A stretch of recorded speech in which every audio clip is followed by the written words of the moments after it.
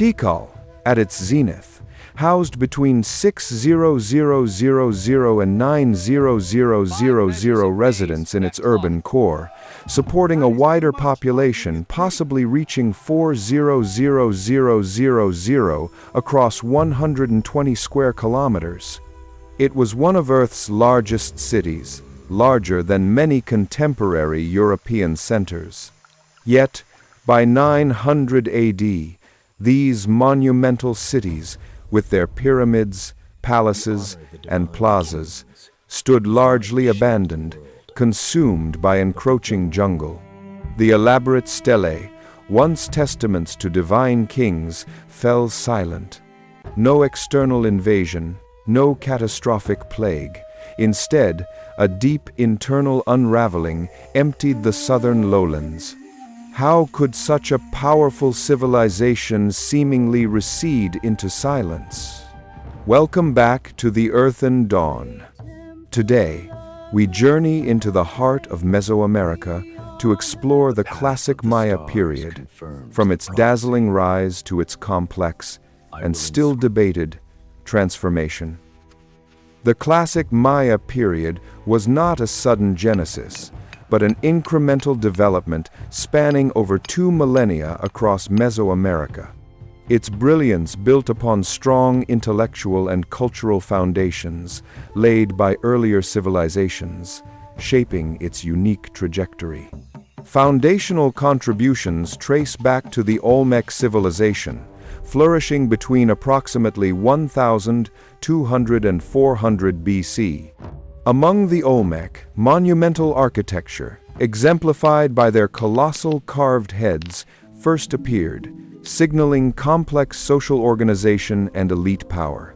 They also pioneered early writing systems, developed sophisticated calendrical concepts, and established the veneration of the jaguar deity, all profoundly influencing later Mesoamerican cultures, including the Maya.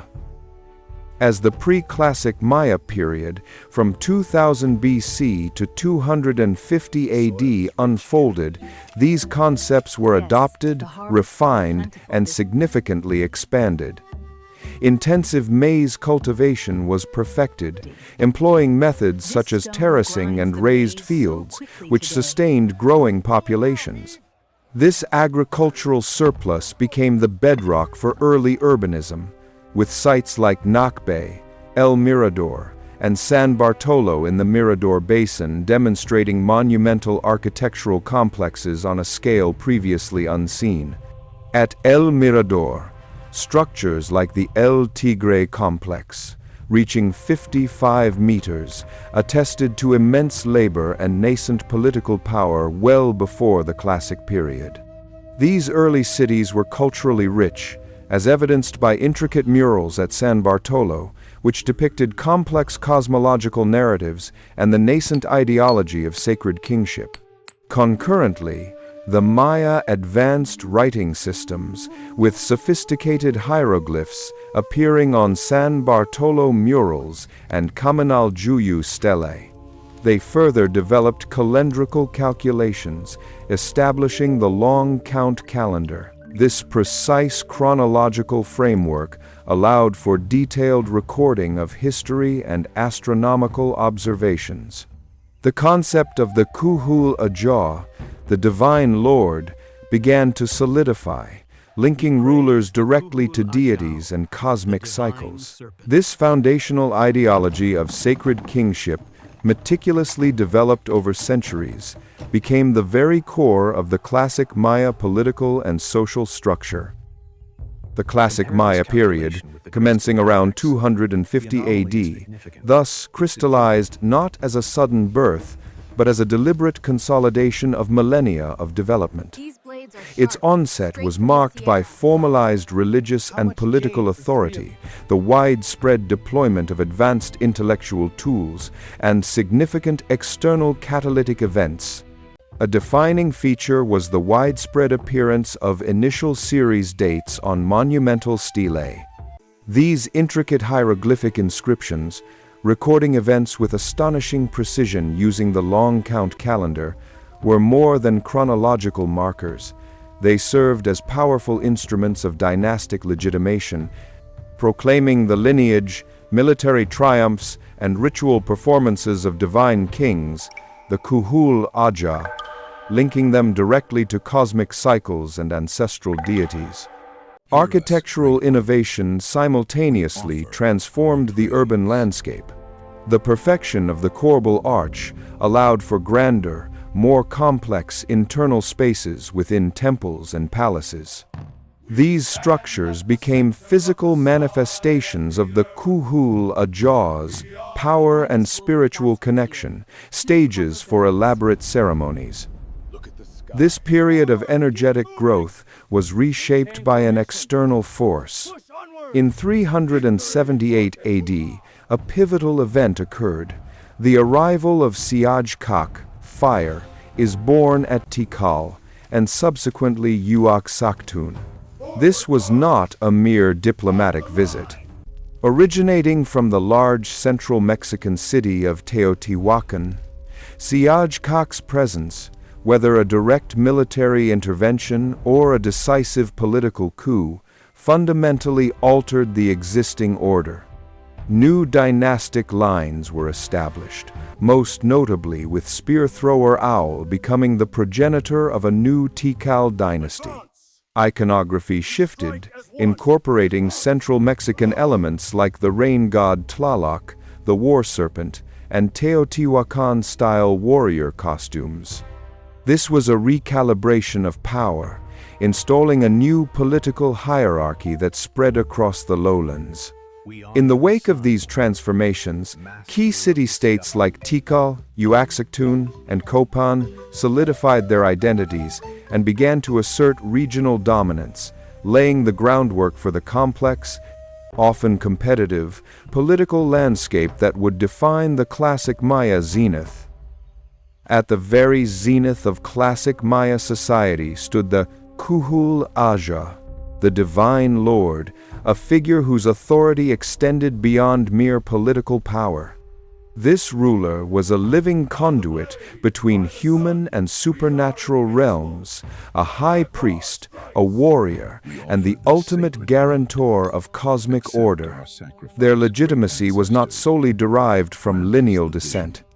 It was maintained through elaborate, often visceral rituals.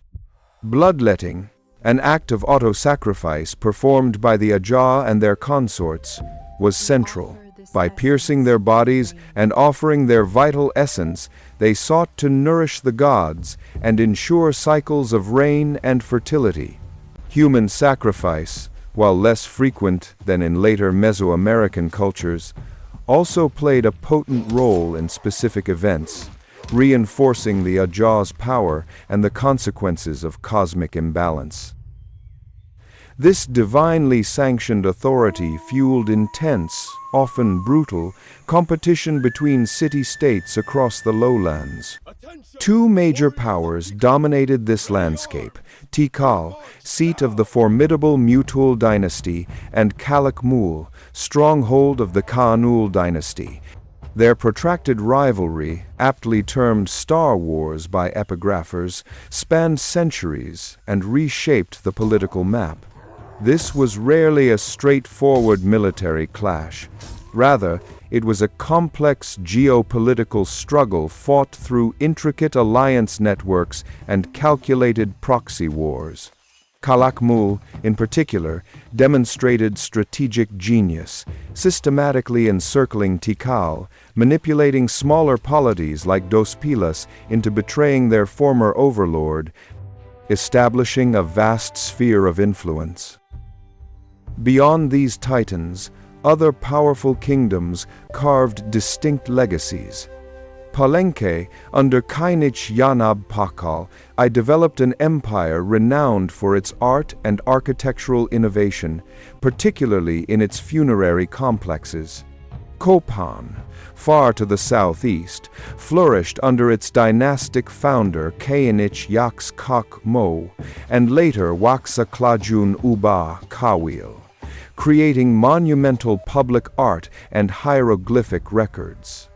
Kingdoms like Yaxchilan, on the Usumacinta River, asserted their might through martial prowess, while Karakol independently achieved periods of military success. Maya warfare, therefore, was linked to both politics and piety. It was often ritualized, its primary objective being the capture of elites for sacrifice or ransom, rather than annihilation. Yet, its aims were pragmatic: territorial expansion, control over trade routes for prestige goods like cacao, obsidian, and jade, and the acquisition of labor. The consequences of defeat could be severe, as demonstrated in 562 AD, when Calakmul's decisive victory over Tikal initiated a period of suppressed monumental activity and political quietude, known as the Tikal hiatus. This was a stark testament to the impact these conflicts exerted. Supporting the Ajah in these endeavors was a complex elite structure comprising scribes who recorded history and astronomy, astronomers who charted celestial mechanics, warriors who enforced dynastic will, and a network of high-ranking nobles managing local affairs and resources. The 7th and 8th centuries AD marked the zenith of classic Maya civilization, a period of urban expansion, intellectual brilliance, and a dynamic, often violent, political landscape. Major centers like Tikal, with its Temple First and Great Plaza, showcased monumental landscapes, stepped pyramids, multi-roomed palaces, ball courts, causeways, sakbob, and hydraulic systems. Palenque's intricate palace and temple of inscriptions exemplified mastery of the corbel arch and artistic devotion. At Copan, the hieroglyphic stairway meticulously detailed dynastic history. These vast projects, funded by tribute and organized labor, were planned expressions of state power and religious ideology, often amplified by spoils of war. Maya intellectual achievements also peaked during this time. In mathematics, they independently developed zero and a vigesimal-base 2-0 positional notation system, crucial for precise calendrical calculations. Astronomers, through meticulous observation, created accurate ephemerides and predicted eclipses, correlating multiple calendars with celestial events as evidenced in the Dresden Codex. This cosmic understanding legitimized the Kuhul Ajah as mediators between earthly and celestial realms. Their logosyllabic writing system flourished, recording dynastic lineages, military victories, and rituals on stelae, altars, lintels, murals, and ceramics, serving as both historical record and political legitimation. This intellectual and artistic output was inextricably linked to their dynamic political landscape. The 7th century, in particular, was defined by the long-standing Star War rivalry between Tikal's Mutal and Calakmul's Kanul dynasties, with proxy conflicts and shifting alliances. Tikal's resurgence under Jasaw Chan Kaawil I, culminating in his decisive victory over Calakmul's Yuknum Yichak, Kayak in 695 AD, marked a shift in regional power, influencing subsequent monumental construction and artistic glorification. This competition fueled architectural innovation as polities sought to outshine rivals, and provided content for artistic expression, ranging from polychrome ceramics and jade carvings to elaborate stucco sculptures and monumental stone carvings, depicting rulers in acts of divine communion or military triumph, cementing their authority and propaganda. The zenith of classic Maya achievement concealed deep vulnerabilities. The late 8th and early 9th centuries saw not a sudden disappearance, but a cascading series of interconnected crises, environmental degradation, intensified warfare, and socio-political instability that progressively undermined the urban system, particularly in the southern lowlands. Scientific evidence illuminates the role of climate. Paleoclimate data, drawn from lake sediments and speleothems, points to severe, multi-decade droughts during the 9th century, potentially exacerbated by the Little Ice Age's onset. These prolonged dry spells directly impacted rain-fed agriculture. Human activity had already rendered the environment fragile. Archaeological evidence confirms widespread deforestation for agricultural expansion, often through slash and burn techniques, and for the production of lime essential for stucco and monumental construction. This led to significant soil degradation, reduced agricultural yields, increased erosion, and the silting of crucial water management systems. Stripped land could no longer reliably sustain its populations when rains failed, and deforestation removed ecological resilience, increasing vulnerability. Overpopulation, with centers like Tikal sustaining tens of thousands, meant these environmental stresses pushed the land's carrying capacity, rendering the populace vulnerable to climatic shifts. Simultaneously, Maya warfare intensified. Shifting from earlier ritualized capture, the Terminal Classic saw evidence of more destructive, total war. Archaeological findings, like defensive earthworks, burned buildings, mass graves, and the sudden disappearance of entire ruling dynasties, attest to this brutalization. This protracted warfare disrupted agricultural production, severed trade routes, and eroded interpolity trust, weakening the entire system. These environmental and military pressures fed directly into socio-political instability. Divine kings, whose legitimacy relied on guaranteeing prosperity, rain, fertility, protection, found their authority eroded during persistent drought and defeat. This breakdown of authority coincided with economic disruption. The decline in long-distance trade, especially for prestige goods, further destabilized elite networks and their ability to maintain alliances or reward subordinates. Evidence of smaller, more localized conflicts also suggests increasing intra-elite competition and a fragmentation of power as centralized control withered. These environmental stresses thus fed into political and social breakdown, a story of compromised authority, broken economies, and intensified conflict. Each factor amplified the others in a synergistic combination that unraveled the classic Maya system in the southern lowlands.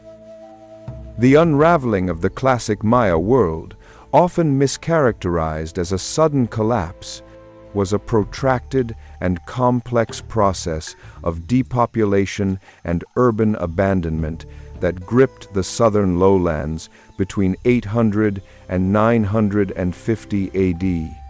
Archaeological records attest to this systemic failure.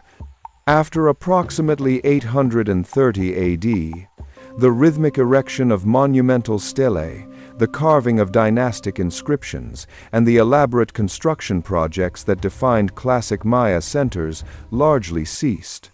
This abrupt halt signaled a breakdown of elite authority and the resources required to sustain such monumental endeavors. Evidence reveals a large-scale depopulation of major urban centers and surrounding rural areas. Cities like Tikal, Palenque, Copan, and Dos Pilas, once vibrant metropolises, did not fall to external conquest but gradually emptied. Houses were left unfinished, tools lay abandoned, and populations dwindled, leaving only the encroaching jungle as a silent witness to a once thriving civilization. This transformative period was not uniform across the entire Maya realm. While the southern heartland experienced severe depopulation, areas to the north, particularly the Puk region, saw a temporary florescence. Cities such as Uxmal and Sayil momentarily thrived, reflecting a northward shift in power and population, though this prosperity proved unsustainable, eventually succumbing to similar pressures. The Maya people did not vanish. Rather, the specific political and social organization of the classic period, the centralized divine kingship, the elaborate courtly life, and the vast urban networks underwent a radical transformation in the southern lowlands. What emerged was a more decentralized, often militaristic, post-classic era. The discontinuation of the long count calendar and the disruption of scribal traditions further underscore a systemic breakdown in the intellectual and cultural infrastructure that had defined this civilization for centuries. Millions of Maya people persist today, speaking diverse Mayan languages, a vibrant testimony to an unbroken cultural lineage. The collapse was a regional transformation, not an extinction event. Indeed, the northern Yucatan saw a post-classic flourishing at sites like Chichen Itza and Mayapan, and Maya polities, such as Tayasol, maintained independence against Spanish incursions until as late as 1697. The classic Maya's intellectual contributions resonate far beyond Mesoamerica. The independent invention of zero and a sophisticated vigesimal positional notation system stands as a monumental mathematical achievement, paralleled only by developments in ancient India. Their astronomers charted celestial cycles with accuracy, developing the long count, Hab, and Solkin calendars, capable of predicting eclipses and planetary movements, as evidenced in the Dresden Codex. Their logosyllabic hieroglyphic writing system, one of only a handful developed independently, offers direct access to their complex thought, history, and cosmology. Architectural grandeur at Tikal, Palenque, Copan, and Uxmal, now UNESCO World Heritage Sites, continues to awe researchers and tourists, preserving a visual record of their advanced civilization. Beyond these monumental feats, their agricultural innovations, such as raised fields and forest gardening, represent ingenious adaptations that sustained vast populations and still offer valuable insights for sustainable practices today. Perhaps the most profound legacy of the classic Maya lies in the cautionary tale their decline presents to the modern world. Their experience illustrates the interconnectedness of environmental degradation, deforestation, soil erosion, with prolonged climate shifts, overpopulation, and the consequent socio-political instability. It underscores the fragility of complex societies when synergistic stressors overwhelm their adaptive capacities. The ongoing decipherment of their intricate script and continuous archaeological and paleoclimate research constantly refine our understanding, revealing a dynamic, evolving story that speaks directly to humanity's enduring challenges and ingenuity. If you found this exploration compelling, consider subscribing to our channel for more journeys into history's most fascinating civilizations.